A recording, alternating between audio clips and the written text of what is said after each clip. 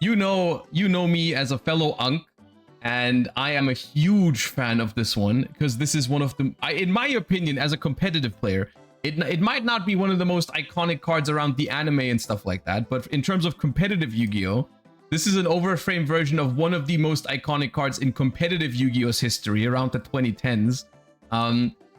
To this day, I still attack in the best order around Gores.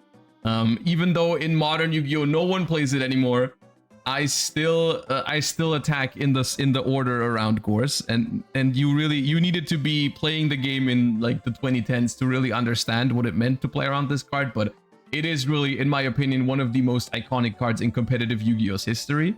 So I'm really happy they are acknowledging this and giving it a retrain in the utility selection. So I can't wait to see if this card is actually good.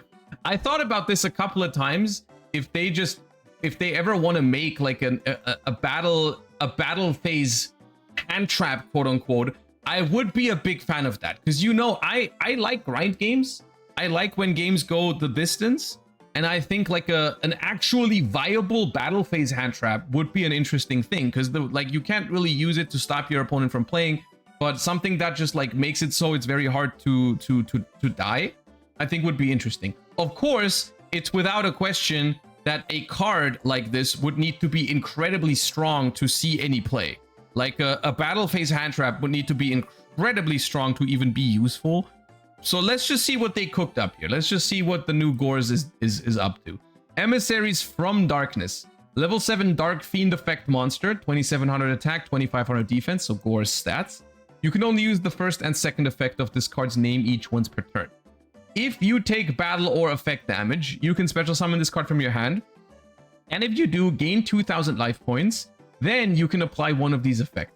Special summon an Emissaries from Darkness from your hand, deck, or graveyard, or destroy up to 2 opponents' attack position monsters.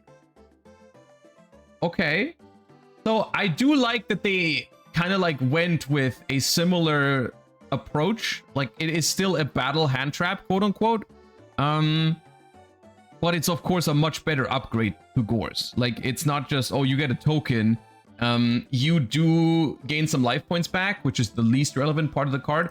What more relevant is also you don't need to have an open board anymore. It's just any battle or effect damage at any point. So there are a couple of ways to trigger this. It's also most notably something you can technically use as a board breaker, because you can trigger it yourself. You can crash a monster into something and then just special this and destroy 2 attack position monsters.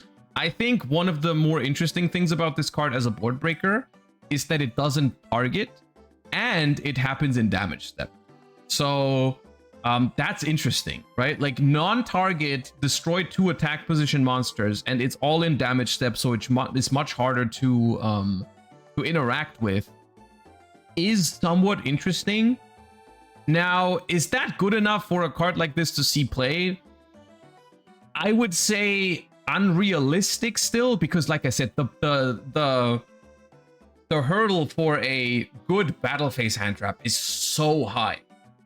Like, going first, it's essentially if there's a format that's very interactive and people often use the battle phase to like clear something, then I could see it.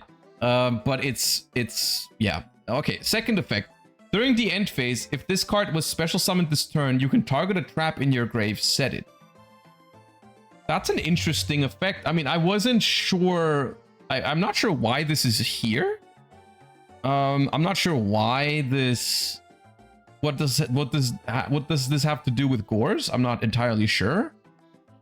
But okay, this is something that, like, in my opinion, this is a nice bonus to have. It does make it a little bit better in trap decks specifically, but I'm not sure, like, if that's super relevant.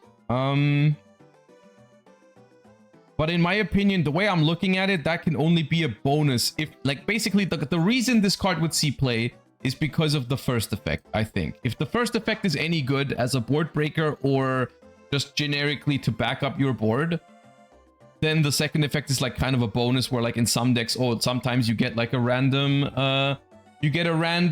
what's it called? A random imperm back or a random impulse back from the graveyard or something like that, which could matter sometimes. Yeah. Now, you guys are saying there's a couple of things. You can trigger this yourself with effect damage. There are cards that inflict damage to yourself to then trigger this card. I'm not quite sure if, like, because realistically, let's say you're going first with Mitsurugi, and you have Mitsurugi Prayers. You wouldn't want to use this on your first turn, right? You would want to hold it for the opponent's turn. Because let's be clear here, the good effect is this one. The good effect is non-target destroy 2 attack position monsters. That's the good effect. Summoning another copy of itself is just the kind of thing that you would do if you have nothing better to do. I think. At least. Because the way I'm interpreting this card is like, this is supposed to be like a board clear, an interruption, a, you know, something.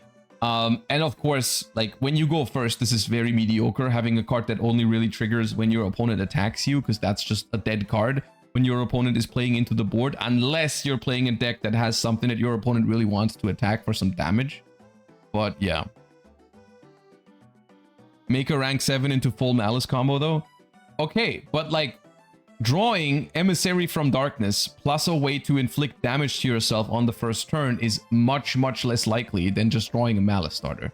Like, this is once again a lesson in Yu-Gi-Oh! Card evaluation. Just because something is in theory possible, it doesn't mean it's actually practical. Like, this card is not going to see play as a combo enabler in anything. Like, that's just not what it's good at. That's not really something, like, you're not going to build a deck around an unsearchable, mostly unsearchable level 7 Fiend monster that does nothing unless you enable it with a second card that burns yourself.